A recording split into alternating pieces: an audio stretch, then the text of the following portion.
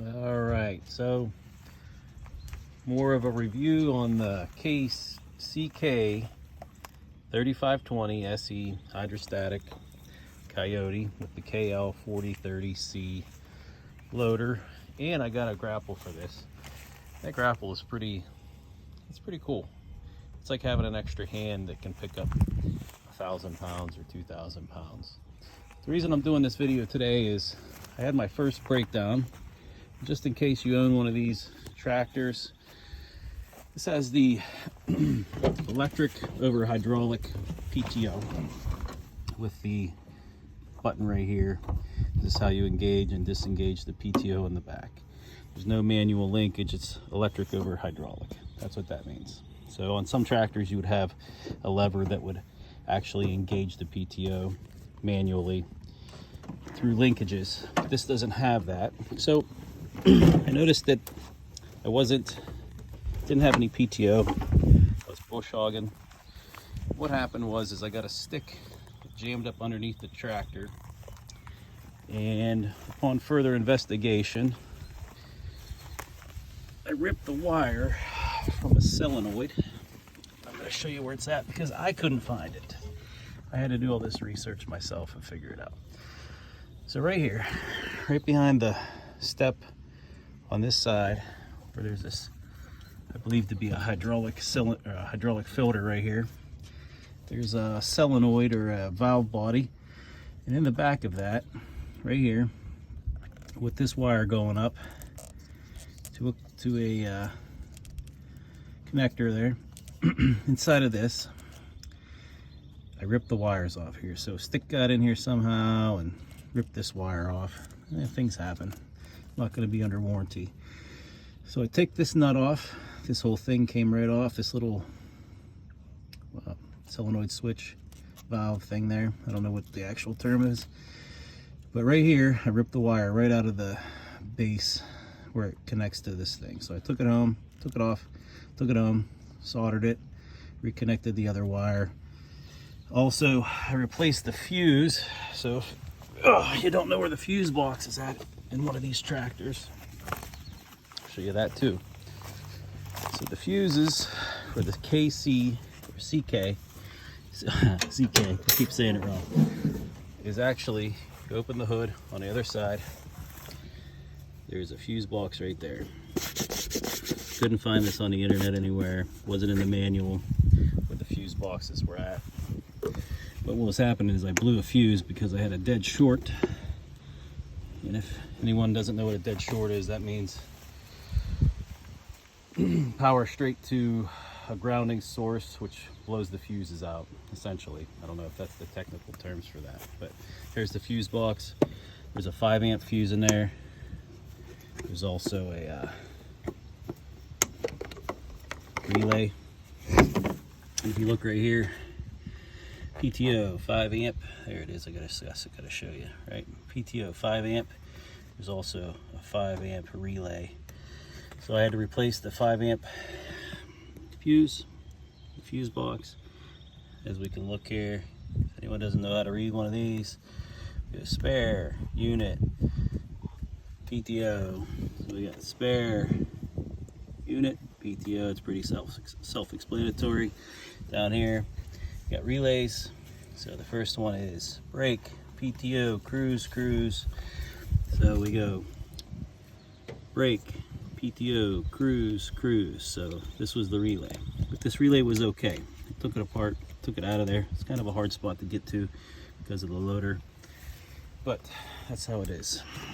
So if you ever have that problem where your PTO is engaged, but there's also going to be a light that comes up on the dashboard here. I know it's hard to see a little bit. On the dashboard, the PTO engaged. If it doesn't come on when you engage this, check your fuses.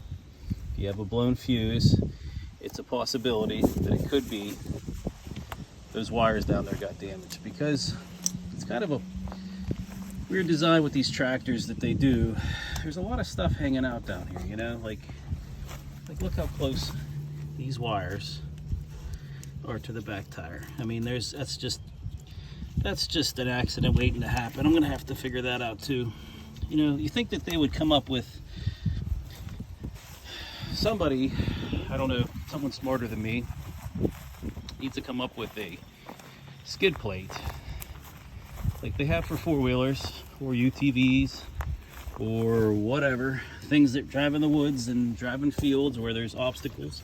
Because if you look under here, I mean, so look, you got, I mean, technically that axle isn't really the lowest point. It's the drain plugs on your oil pan. I mean, this is a little lower, but it's beyond it. And as you can see, I'm rubbing some of the paint off from hitting grass and weeds and things. And then you have other things that are vulnerable under here, like these linkages right here. This is what pushes the, I'm not exactly sure what that linkage does. I think that's for the driving pedals for forward and back. But you know, I caught this little wire here. You know, that's vulnerable. It's just two little 10-gauge wires. And over there you can see the dog. But those wires that are hanging down right there, those are very vulnerable to a snag or something else. I mean, it seems like it would be pretty easy to maybe manufacture a skid plate for this, which I may do. You know, there's a lot of things under here. There's this drive part of the back of the transmission, or whatever that is back there. I would assume it's part of the transmission or the rear end. All that stuff is very vulnerable. Say hi, Lucy. Lucy, say hi. See ya? Oh my gosh. Talk about a good dog. She just lays there under the truck while I brush hog. Pretty cool. So anyway, but I might come up with a skid plate idea, put that on YouTube too, and you know, maybe it'll catch on. Maybe someone will manufacture them. Pay me 10 cents for every $1 million that they make. So yeah. Anyway, that's what I was wanting to show everybody.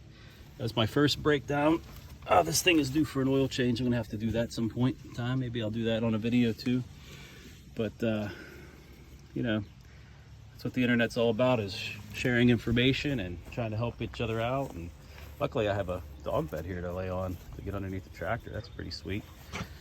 And that's actually the nicest thing I've ever had to lay on underneath the bed. How loose?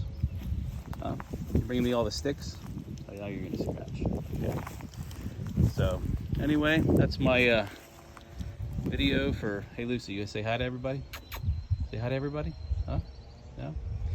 Okay, so that's my video for today. And maybe I'll do another one on this grapple bucket. Whoever came up with this idea is a genius. I mean, those things they're so handy, unbelievably amazing what you can do with that. The amount of work that one man can do with a tractor. It's pretty cool. So, all right, everybody, that's my video for today. I was also doing some more brush hogging today. So I got some more stuff cut down. I got this whole field brush hogged. I re-brush hogged. My first video was that over there. If you guys remember that, I brush hogged all that down. And let's go take a look. So I hit it the second time because everything comes back up after you, where the wheels roll the grass down. And hit it a second time and it really mulches up that stuff. But Lucy loves it up here. She likes to run around. So yeah, but so I hit it a second time. This is like, looked like the first time we were doing it here. You hit the rose bushes and hit some weeds, and it would, first time through, kind of would just knock them down. But now the second time through, you kind of mulch them. You mulch them up and destroy them. And then by the time this grows up a third time, they'll pretty much be all gone. So my first video was like right here somewhere. If you guys can remember what that looked like after the first video, you can go back and watch it if you want. And my second video was me hitting some stuff over here, which was pretty cool. But just proves my point that stuff underneath there is vulnerable. And you pay so much money for these little tractors, and they can do so much work, and they're awesome. At the same time, there should be some sort of something out there that can protect them underneath, and so you don't have to have problems, you know. I was talking to a guy yesterday. He has a John Deere 25 horsepower, and he's broken the front, the shaft that goes from the transmission to the four-wheel drive in the front, and that cost him like $6,000. And it was because grass wrapped around the